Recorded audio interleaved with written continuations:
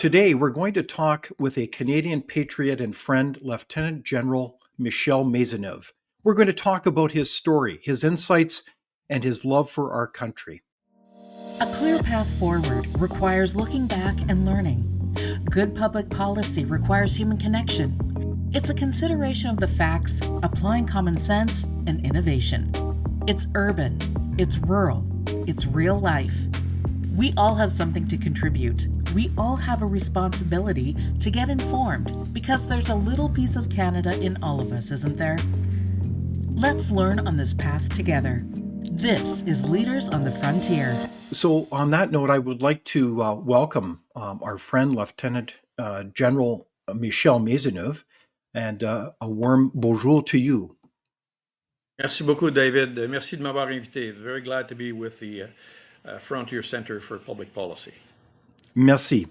And first of all, I want to say congratulations on your very interesting book. I just so much appreciated both the stories and the policy prescriptions that you've identified. It's called In Defense of Canada: Reflections of a Patriot.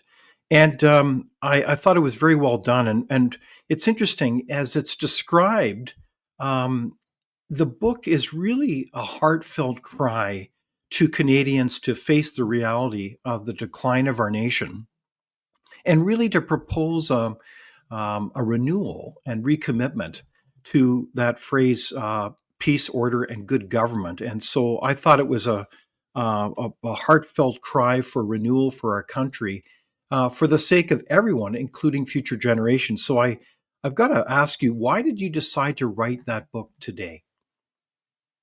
Well, for the last, I would say, probably many years, I had been unhappy with the state of our country, and especially since 2015 now, as I see it now. But really, I could see our country going down the wrong path.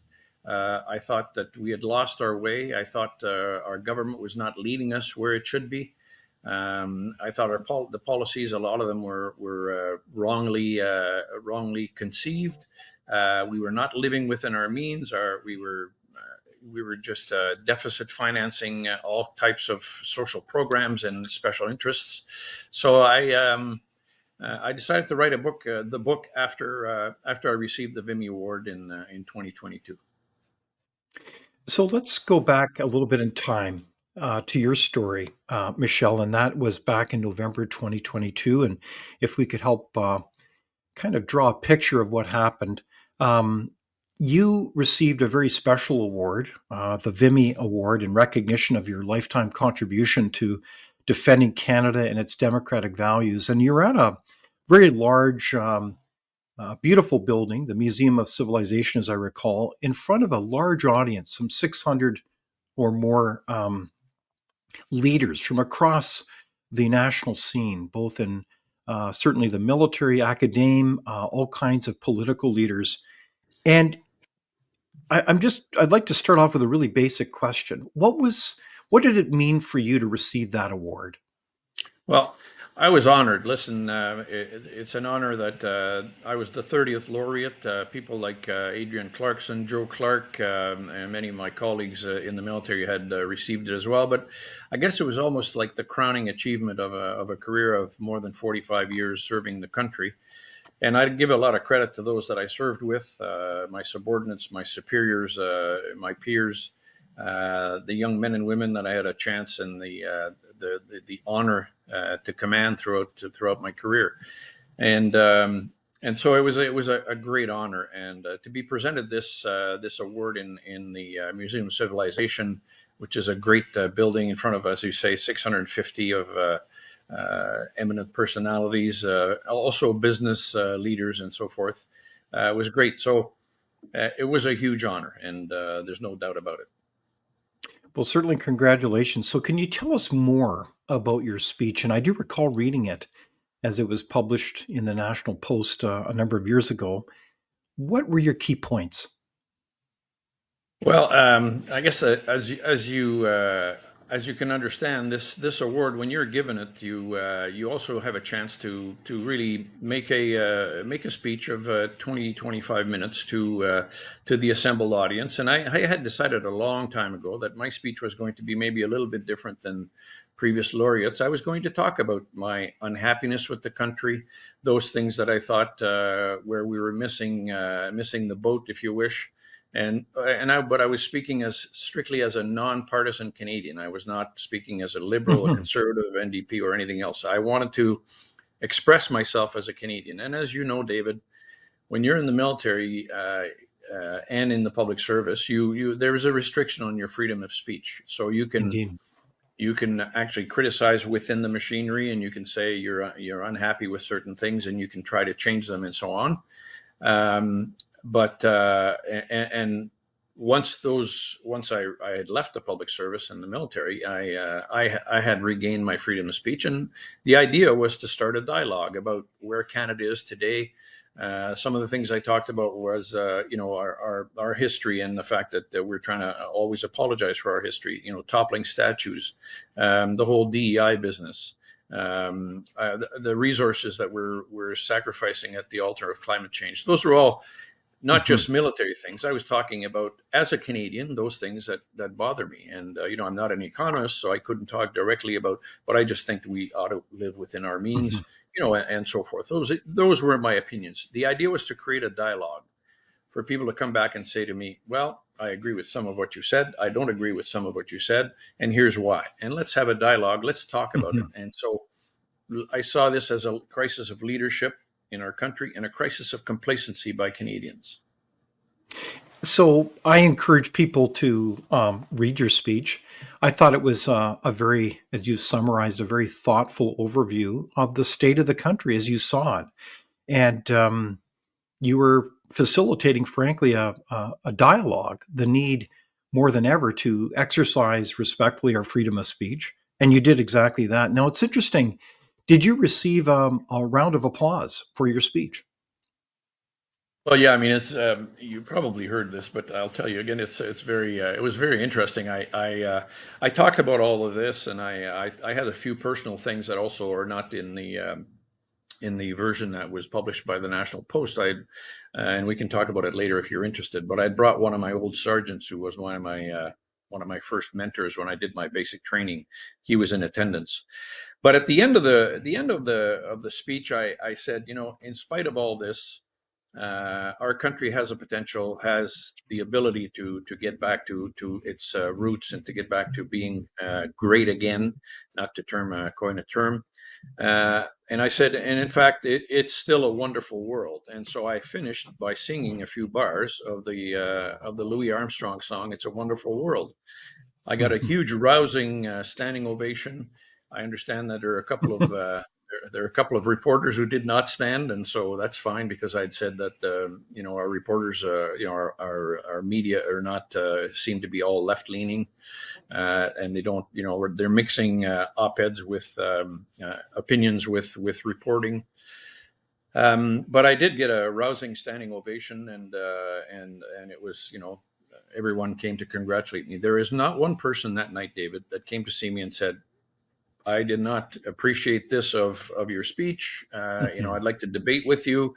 No one reached out to me and said, I want to have that dialogue. Everyone who Mhm. came congratulated me.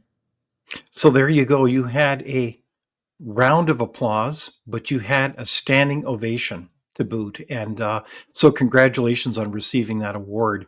So, in that context, you had the courage to stand up and, as you saw from your own heart and your own observations over how many years of service, General?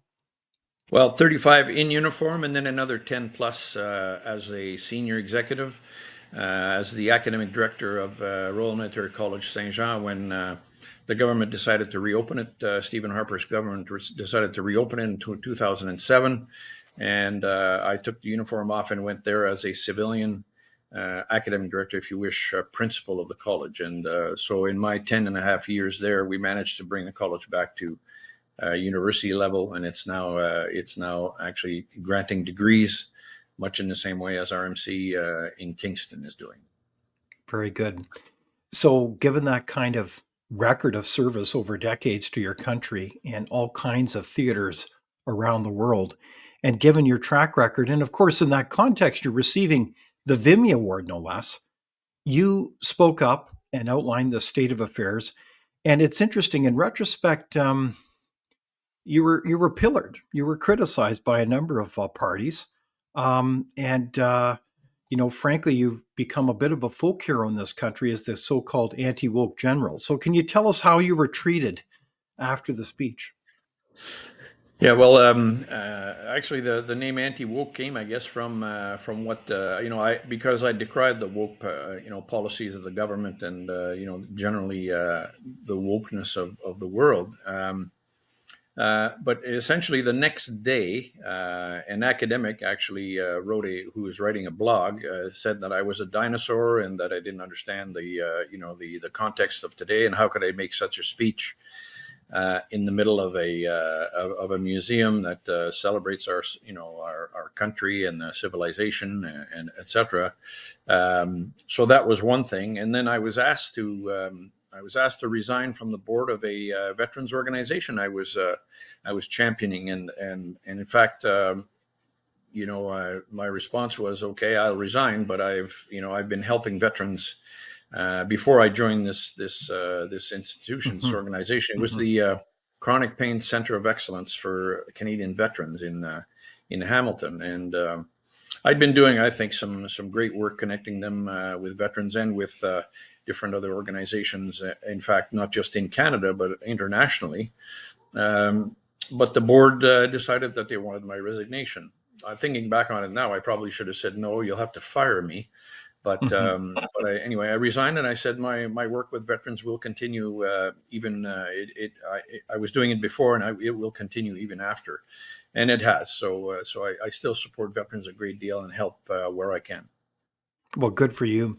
No, I just marvel at the story about how a variety of people, even at a friendship level, couldn't see the forest through the trees here. They didn't understand the significance of the speech that you were making. Instead of applauding you, they wanted to cancel you. And I thought that it was just kind of, you know, um, bizarre, quite frankly, and disappointing to see that kind of behavior. And I guess the point that I think you've alluded to is it seems that there's a variety of Canadians that, not to overly generalize, that seem to be living in a bubble where you have people that are in a situation where their jobs are assured, their pensions are generous. And in that kind of environment, they don't kind of see what's going on in our country. Is that part of your thesis here? Well, it is, and so there's a general complacency, I believe, in Canada that our Canadians don't realize the wonderful country that we have, and perhaps, and I know we might talk about President Trump later, but frankly, he's the guy that's actually now kind of almost brought Canadians back and to make them understand and actually come together and have a bit of patriotism, and I think our patriotism is too understated. Hmm. So yeah, and the other thing is I made the speech in Ottawa, and so you have to remember and you have to understand that Ottawa is a special place. It's a real bubble. I mean, the people there Hmm. don't necessarily go outside of. They don't realize what's happening outside the bubble of Ottawa. Very often, the situation in eastern Western Canada, the Atlantic provinces, the North is our situation is completely different than it is in Ottawa, and so I wanted to make that speech there because that's where it would have the most impact. And a friend Hmm. of mine said, "Why did you do it there?" And I said, "For exactly that reason, because I wanted to get people out of their complacency. I wanted them to have an opinion. I wanted them to think about how they feel about certain things. And if they disagree with me, great, because that means they're actually developing their own opinion. And if they Hmm. agree with me, well, fine, that's good too. But at least to have an opinion, and and then to vote, to make their opinion known, to write to their MP, to discuss and discuss with their kids, the state of our country, and perhaps we'd realize that I'm not the only one that's unhappy. So Indeed. no, I thought it was important to do it there and get people out of their complacency. So good for you for challenging people to think, heaven forbid, and to think about the future of our country. So bravo. So I want to turn back the clock a little bit to your own personal story, and I really enjoy reading about it. And that was, of course, your boyhood story of growing up in Jerome, Quebec, and how your family in 1967 made the big move to North Battleford, Saskatchewan, and then later Thunder Bay. And I was just really intrigued about how you really seem to really appreciate that growing up and the world of bilingualism. So how did that move across this country impact you and your development? Well, it had the biggest impact ever in my life. I mean, in 14 years old, 1967, Expo 67 was going on in Montreal. We were living in Saint Jerome, which is north of Montreal, right at the foot of the Laurentian Mountains. I kind of grew up there, the whole time. I had a chance to go to Expo 67 as a 14-year-old. It was a great event to see and to be part of. But my dad got himself a job in Prince Albert, not North Battleford, but Prince Albert, Saskatchewan, and he was sent there to build the pulp mill, to help build the pulp mill that Mm. was going up at the time. I mean, and so I left at 14 years old. Hadn't Never spoken English. Of course, I'd had a couple of English classes as part of my schooling, but I went from grade 8 to grade 9, grade 8 in French to grade 9 in English in Prince Albert at St. Mary's High School in Prince Albert, and we lived there for 1 year, and it was very tough. I mean, I remember I had you know uh, trouble sleeping. I was nervous. I was anxious. Because of course 14-year-olds, you know what they do in class. They laugh at each other and laugh at you, and Mhm. who's the guy with the French accent and all that. My marks went way down because English and my history, any topic that I had to speak in was went way down. But my math and science, stayed up high because I didn't have to speak. Anyway, 1 year in Prince Albert. Then my dad was moved to Thunder Bay, and we followed him, obviously, and that's where I did the next 4 years of high school. So grade 10, 11, 12, and 13 at Westgate Collegiate and Vocational Institute in Thunder Bay, and I had a great time there. Made great friends who I'm still in contact with to this day, and that's where, in fact, my guidance counselor approached me when I was in grade 13 in the fall and said, "Hey, you'd be a great candidate to go to Royal Military College," and put the bug in my ear. I applied and was selected. Isn't that amazing? So a seminal moment for you, and I believe was it Mr. Callahan who, as the guidance counselor, said, "Hey, I think this is a great opportunity to look at the Canadian Armed Forces," and you literally heard the call and met with recruiters and went off to RMC. Is that the essential story that happened? Yeah, that's exactly what happened. And Mr. Callahan had gone to RMC. He had not completed the program, but he said, "Hey, I think you'd be great for it." And so I'd been in cadets, air cadets, when I was a kid back in Quebec in Saint Jerome. But that's all I'd done, a few months of air cadets, and really liked it. I liked the uniform and everything, and Mhm. I thought I'd join and see what it's like. And you know what? I never looked back. Actually, it was ended up being an outstanding career, an outstanding time. I got a degree. You get, it's a 4 pillar program. You stay fit. They teach you bilingualism. Obviously, I didn't have to. I already was bilingual. You get a degree and you learn leadership from the military. So it's a great program that, everyone, even today, any kids today, should never, at least should consider it.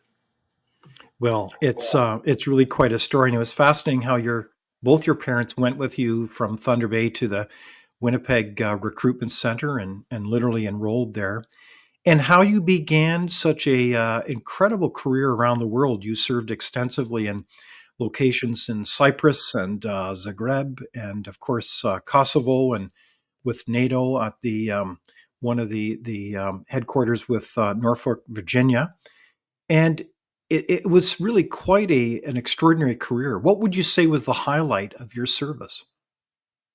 I get asked this quite often, and it's very difficult to pick out a highlight. I mean, as a young officer, I was spent to I was sent to serve with the French Army for 2 years on exchange with a French Yes. regiment of conscripts, and I commanded conscripts, and I was ready to go to war against the Soviets if the balloon had gone up. I had my UN missions in Cyprus, my UN mission in Yugoslavia, in Zagreb as chief of operations of a 35,000 man force, UN force, and then service with the OSCE, the Organizations for Security and Cooperation in Europe, which was not a UN institution, and serving Kosovo with them. And then, of course, coming and being the first chief of staff, standing up the headquarters of the Supreme Allied Commander Transformation in Norfolk, Virginia. So, these are all great highlights. Commanding my regiment.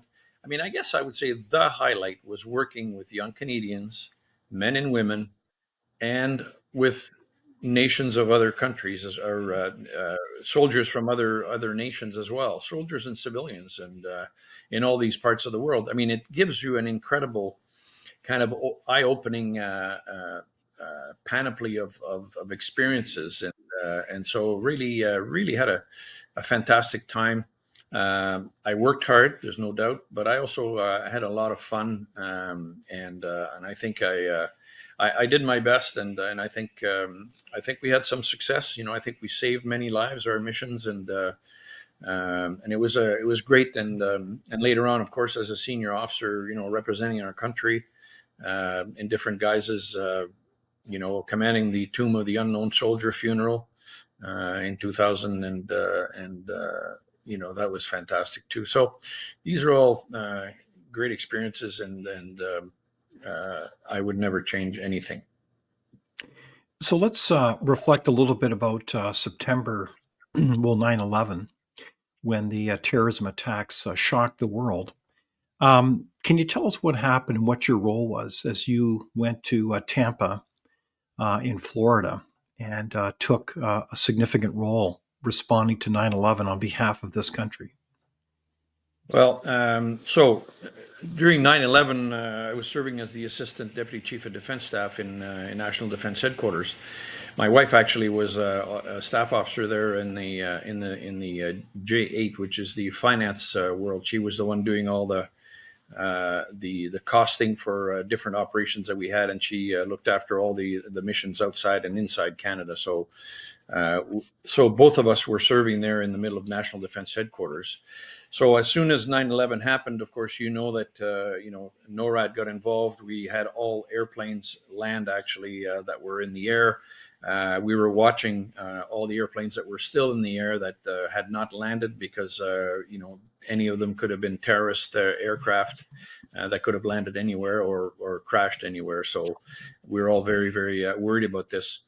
A few days later, so on the 4th of October, so 9/11 happened September 11th, and then on the 4th of October, the Chief of Defense Staff, General Ray Hinault, asked me to go down to Tampa, to Florida, to see what Canada could provide to the war on terrorism that the U.S. had decided to put together. It was a coalition of the willing, all the countries that wanted to participate in the campaign against terrorism were invited to come and speak to. It was General Franks, you'll remember, the American general who was in charge in the U.S. Southern Command in the United States, so in Tampa.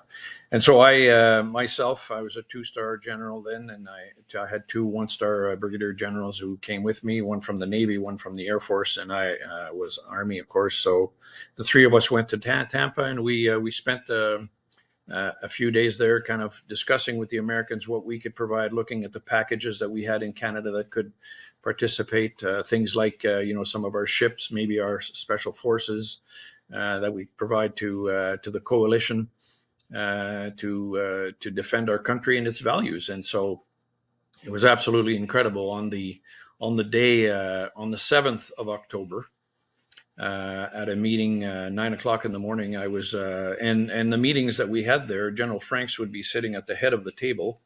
There was a little sign that said Canada to the right.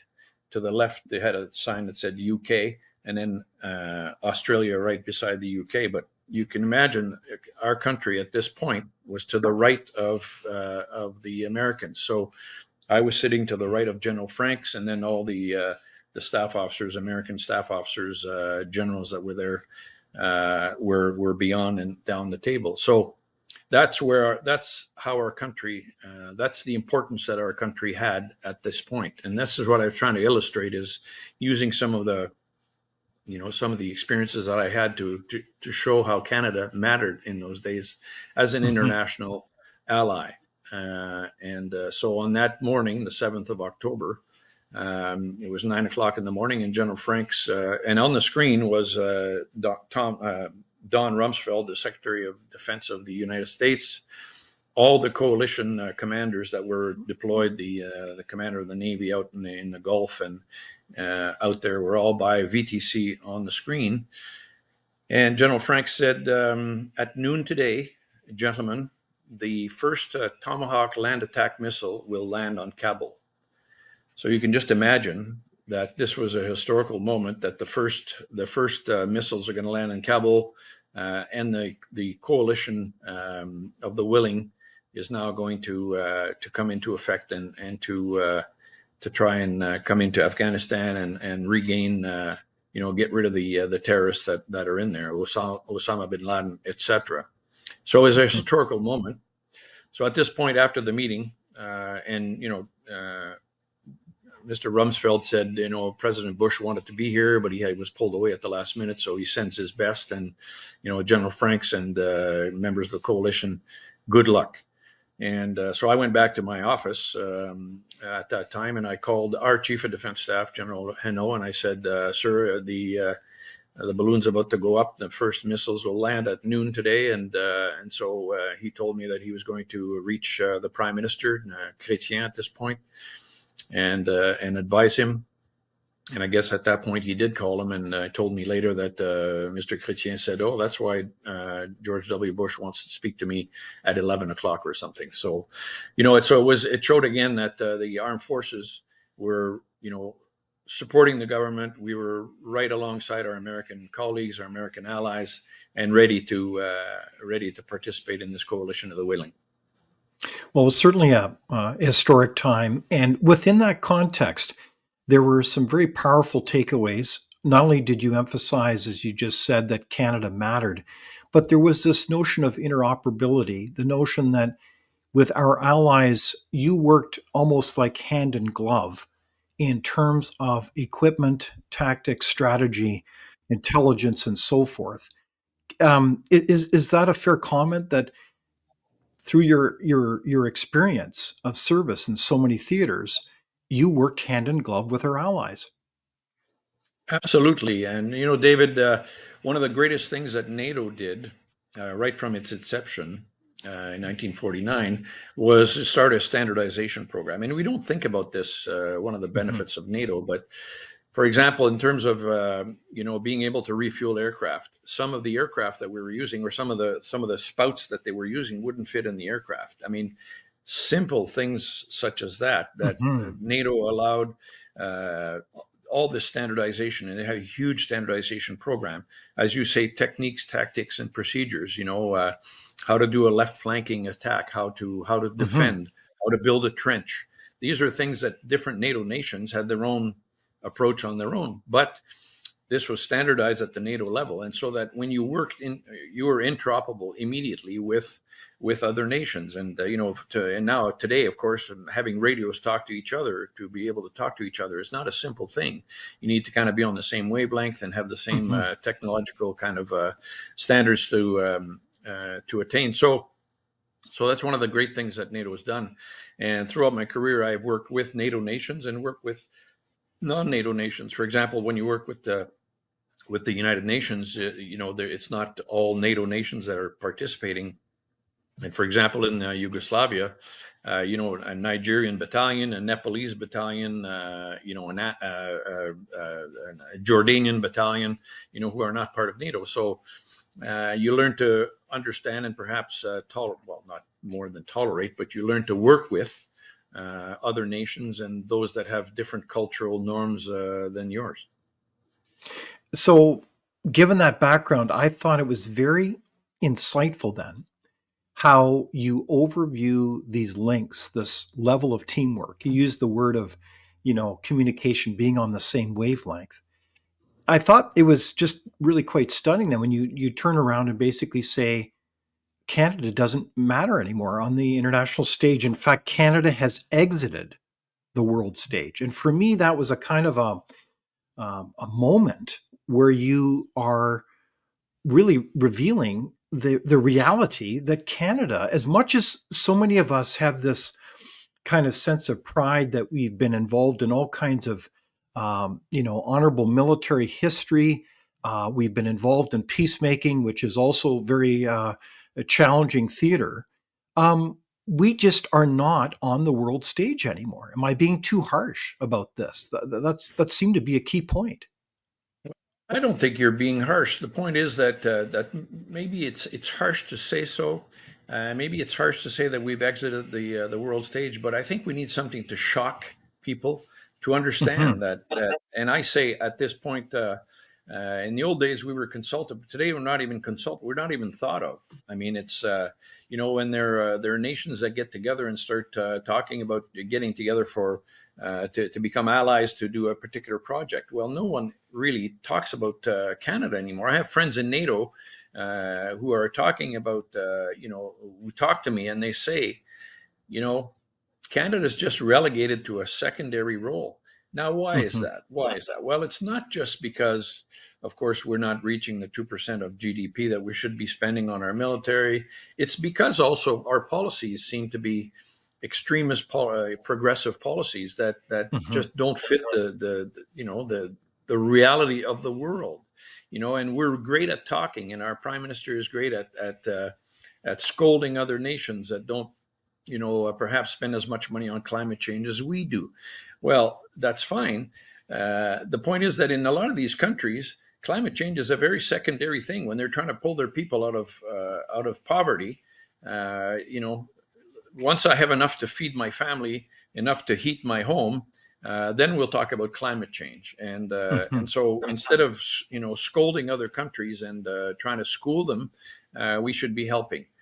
So, but a big part of it is the fact that we are not spending enough on our military, and so our military is ineffective right now. I say our country is undefended. We are unarmed. We're unable to defend our own country. So never mind the 2%, the 3%, 5%, whatever you want to Hmm. of GDP that you want to spend on the military.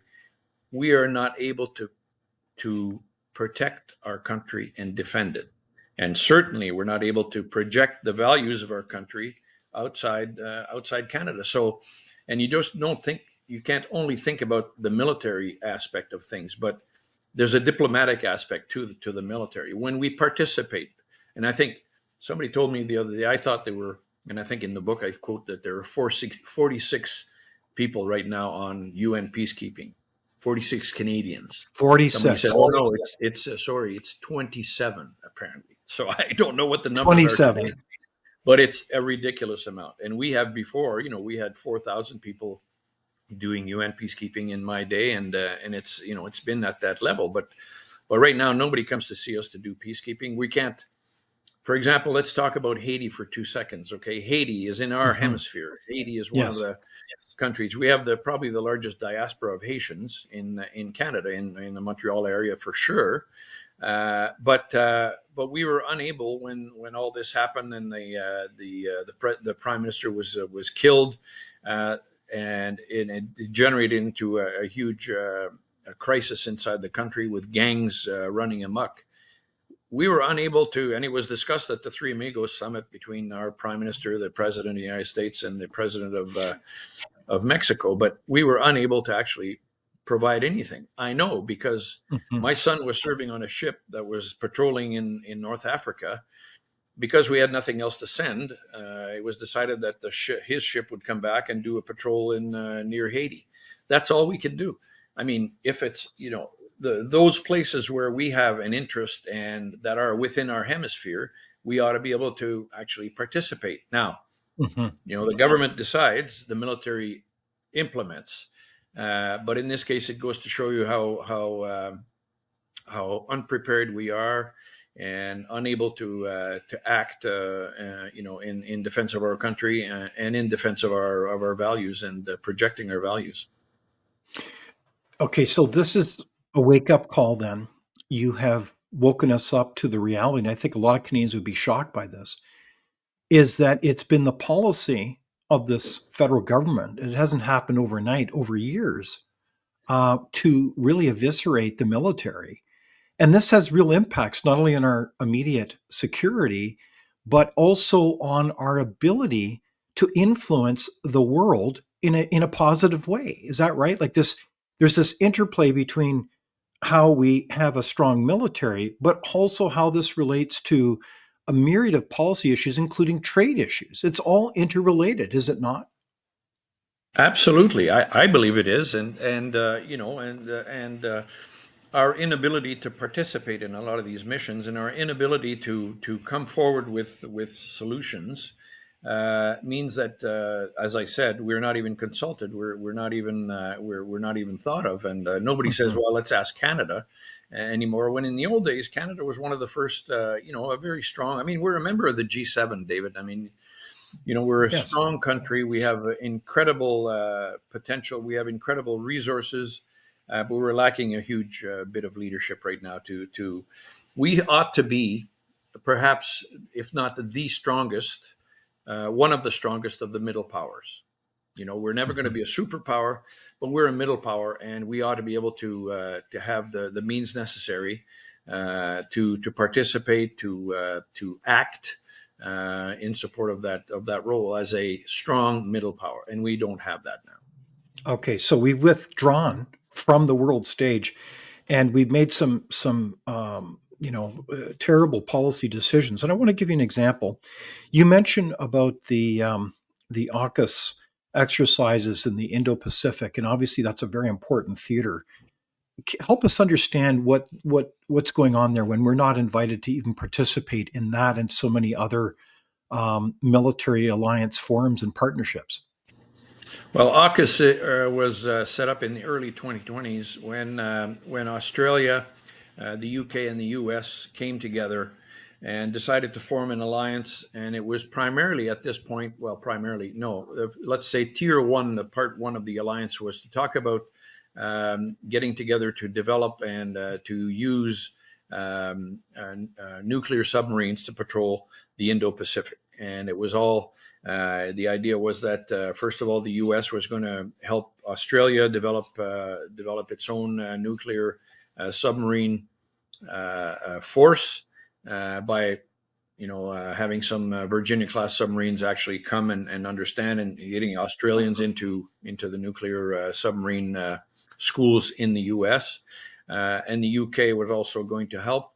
And eventually, the UK, US, and Australia would build a kind of a similar submarine platform that Australia would build and would be able to use in defense of itself and the values of the AUKUS nation. So AUKUS, Australia, UK, and the US. Now, Canada is a Pacific nation, right? We were never asked. We were not even consulted. Now there's a little bit of backtracking from the Canadian government saying, well, we're going to try and participate, maybe not with the nuclear submarines because we don't want to go there. Although I think in 1987 this was a good idea in the white paper. It's still a good Mhm. idea today, but I could go on and on about this whole thing. If you're going to patrol the northern regions of Canada, you need a submarine that's able to go under there and actually to surface and so on. But I guess right now we're going to decide to go with diesel electric submarines. Anyhow, coming back to AUKUS. AUKUS has a tier two or a second level or second phase of the agreement, which is also it's all the technical aspects. So cybersecurity, nanotechnology, and all those new technologies, and the three nations have decided that they're also going to. That's part of the AUKUS agreement as well. So my understanding is that Canada is going to try to participate in that phase two or that part two of the agreement, which is at least that much, but. It goes to show you at that time that that Canada was not even asked to participate, not even thought of. because I'm sure that the Americans said, Canada is just, is not even spending enough to keep its own forces going. Hmm. And so, they're not going to add any value to this, and we're not going to even talk to them. And so it was announced that it happened as it was a big surprise to everyone. And so that's one of the things I talk about in the book, that I just think that it shows you where Canada is today. Okay. So is Canada seen as a NATO laggard, someone not upholding our contract to NATO? Absolutely. Look, first of all, in 2014, when Russia invaded Crimea, or didn't invaded it, it annexed Crimea after a so-called referendum. NATO got together and decided, okay, let's talk about the amount of GDP, the percentage of GDP that nations should be providing to fund their military. At that point in 2014, the nations decided that it was going to be 2% was going to be the target for all nations to arrive at the. And I think at that time there were just a handful of nations that were meeting the 2% criteria. As time went on, from 24, and by the way, all nations actually pledged that they were going to do this to arrive at 2% over the next number of years. So Canada also pledged this. Our prime minister was there and pledged that we would do it. We have never reached it. And we've actually since then the 2% has become a floor, so a minimum that nations would reach. And as we're talking today, nations are all moving, and NATO is moving to 3%. No one really is talking about 2% Okay. anymore. Wow. We're talking about 3%. And you heard, I think, President Trump actually shocking the world by saying we should be going to 5%. Now, I can understand why he would say that, even though the US are only at 3.4%. But when you think about it, and with my experience in NATO, I can tell you that the United States spends more on NATO than all the other nations do. And of course, it is the largest nation and has a leadership role in the world. But why should all nations, not at least reach the 2% that they have pledged to do? And so, Mhm. so to me, again, does this, and by the way, the 2% was reiterated over and over again after 2014, and we have never reached it. Right now, we're at about 1.4%, and we're the new defense policy update that was unveiled last year said that we're going to move to 1.76, I think, in 2032. And then subsequently, our prime minister said we are going to meet the 2% by 2032. But you see now, this is all now, I think, a result of President Trump, who said, "Hey, you guys, you've been Mhm. free riders for too long." We are one of the only laggards now in NATO. A lot of nations now, I think, 20 plus nations out of the 30 plus are now over 2%. So we are laggards. So is your sense that many Canadians understand this kind of brutal reality that Canada is not seen as a reliable ally in the NATO context and that we're seen as a laggard? I mean, this is frankly kind of embarrassing. Why is this? Is it because we just don't hear about this much in the media? I mean, we've heard story after story about how we've got failing equipment. It actually puts members of the armed forces in jeopardy and from a safety point of view. Why the heck don't most Canadians know this story? I mean, it's all in contrast with our nation's history of being there as a reliable ally, and that's no longer. Is that correct? I mean, definitely most Canadians don't really think about defense. They don't really think about the military. They think about it, David, when there's a fire in the West, or there are floods in Quebec, or when they see Mhm. the men and women come and help them. That's when they start thinking about defense.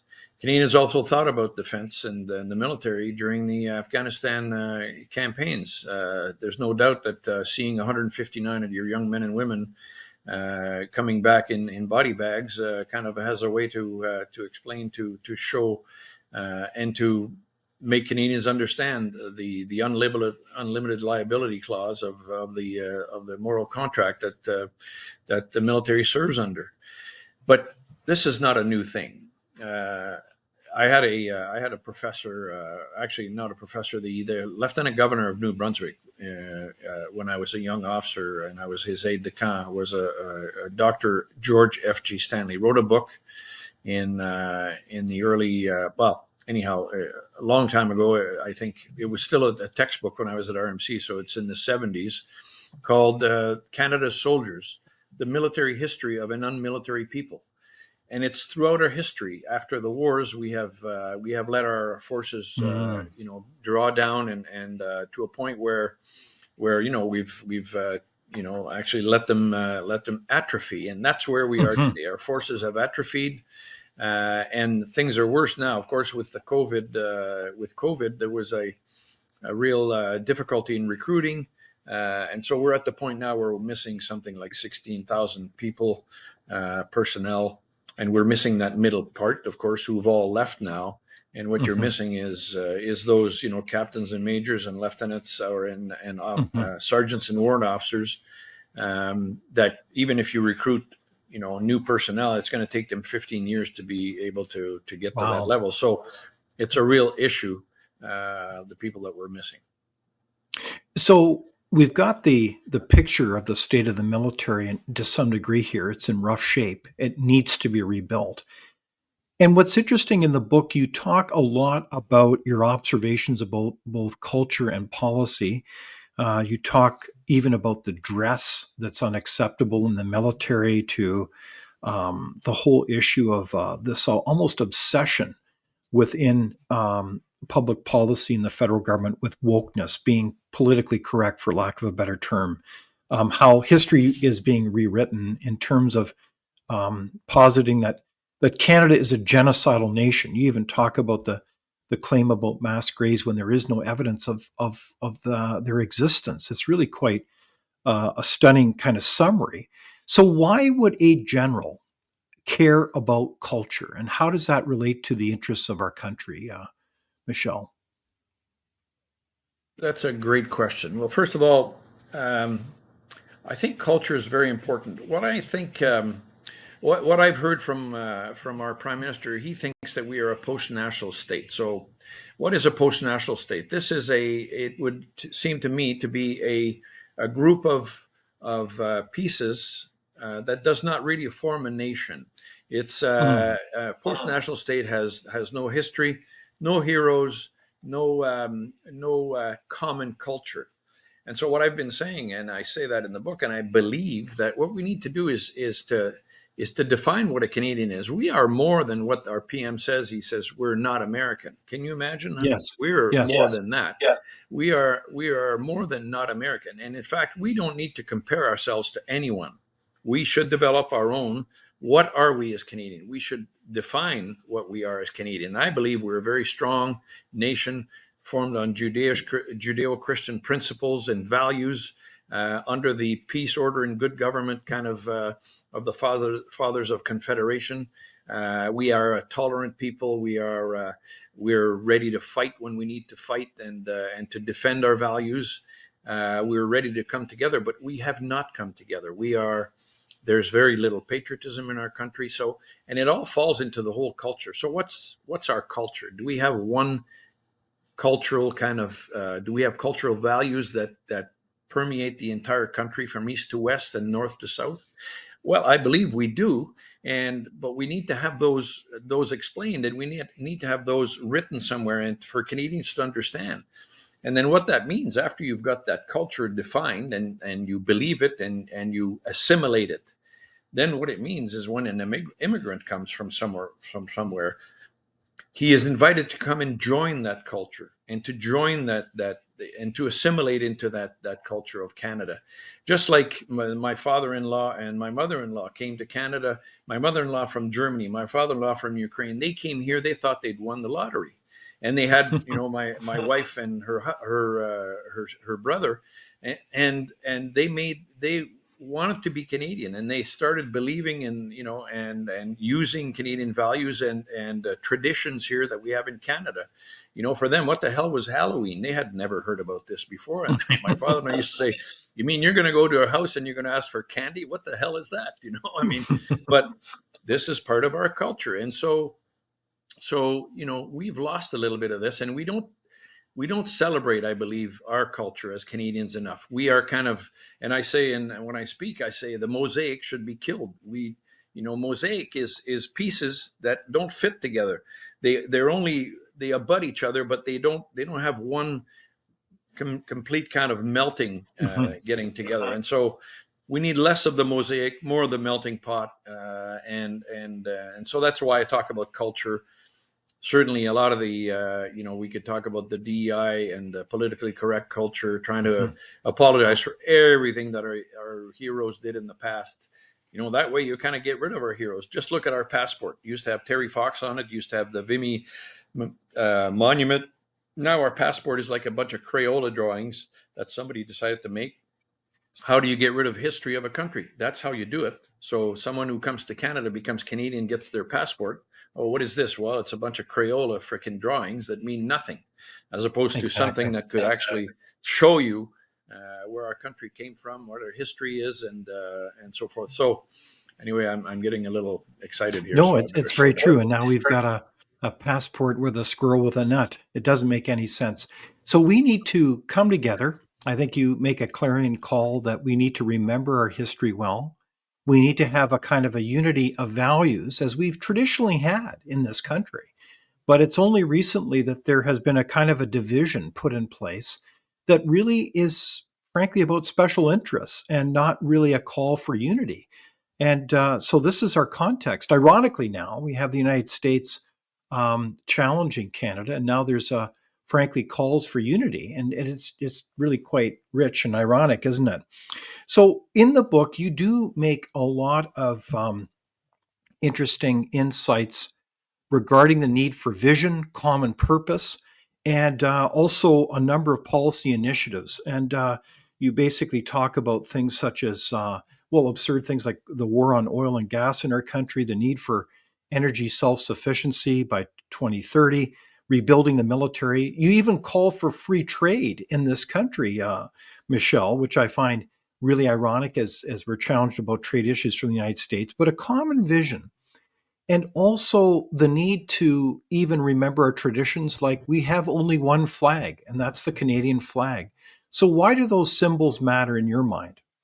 Well, this follows on to the culture discussion, and I mean, when I see that, on Parliament Hill, our Prime Minister raises the LGBT flag above the Canadian flag, nothing, nothing should be raised above the Canadian flag. That is the one flag, LGBT or whatever your orientation is, whatever your identity is. We all fit under that Canadian flag, and it has to be the one that unites us. I mean, and I talk about in the book about a grand vision. We do need a grand vision that's going to unite us, and that's going to, make us want to be Canadian, and make us want to be patriotic. I also talk about big ideas and how we've just kind of forgotten about big ideas, and I think the last prime minister who had big ideas was Brian Mulroney. I mean, he had the GST, had tried the Charlottetown Accords and all that Mhm. stuff. Okay, those were not successful, but he had a big idea for our country. He had a vision, what he wanted our country to be. That's what we need. We need new leadership that's going to give us that grand vision of what is our country, what are its values, what's our culture, and what are you who come from elsewhere, come to Canada. That's what you're joining, and you're becoming Canadian. And it ought to be something that is, that it's like winning the lottery. And I won the lottery 11 generations ago.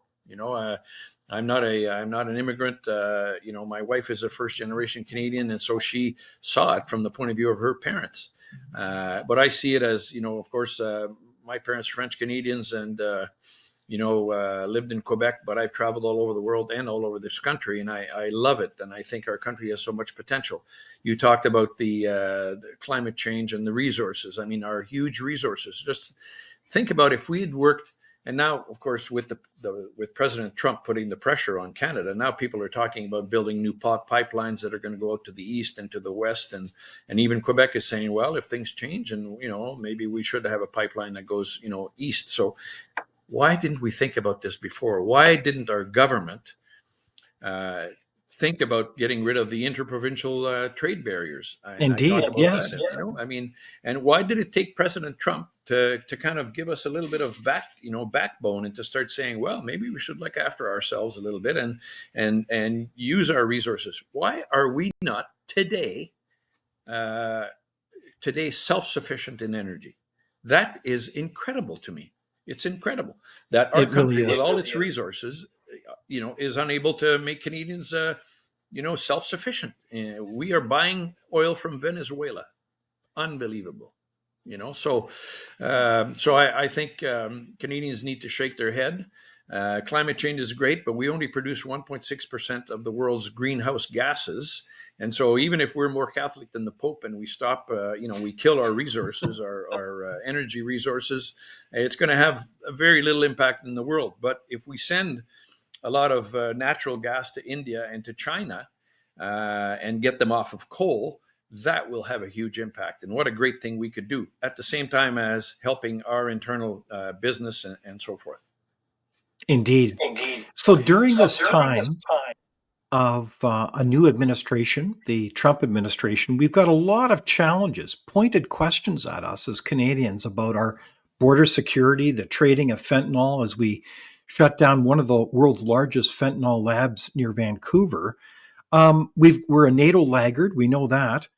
We've got a number of trade challenges now.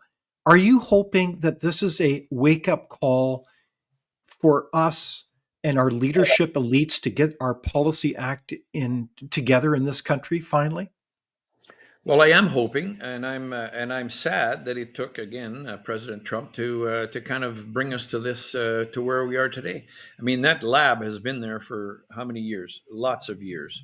The fact that we have kind of let our energy resources out west atrophy again. The fact Mhm. that we have let our armed forces atrophy. The fact that we are not protecting our borders properly. Um, they bought 2 helicopters for CBSA. Oh my goodness, that's amazing. Come on, please. I mean, I just think that And it's mean, and absolutely meanwhile, in the United States, there's how many Blackhawks? 2,000, as I last counted. incredible. Incredible. Okay, so we have 1/1000th of that resource in Canada, for the same size border, actually greater border if you look at the north. But and the north is another place. We have let there are Mhm. no military forces up in the north. We are unprotected. So all this comes together. So am I happy? I'm happy that it's getting some traction. I think we need new leadership. I really think that the way to fix this, and that's kind of been in my speech in 2022 and in times I've spoken and in the book today, I talk about to bring us out. We need leadership and we need service. So what I mean by Mhm. leadership, obviously, not just leadership at the government level, leadership by our business leaders, leadership by our academics, Mhm. by our military, by ordinary Canadians who will bring their leadership to bear and will actually act in light of our country and to help our country. And service, well, that's the other piece now. Service, Ronald Reagan believed that volunteerism was one of the great well springs of the United States. And I believe he's right. John F. Kennedy said, ask not what your country can do for you, ask what you can do for your country. So there you go. Indeed. You had a Democrat and you had a conservative, a Republican who kind of believed in the same type of thing.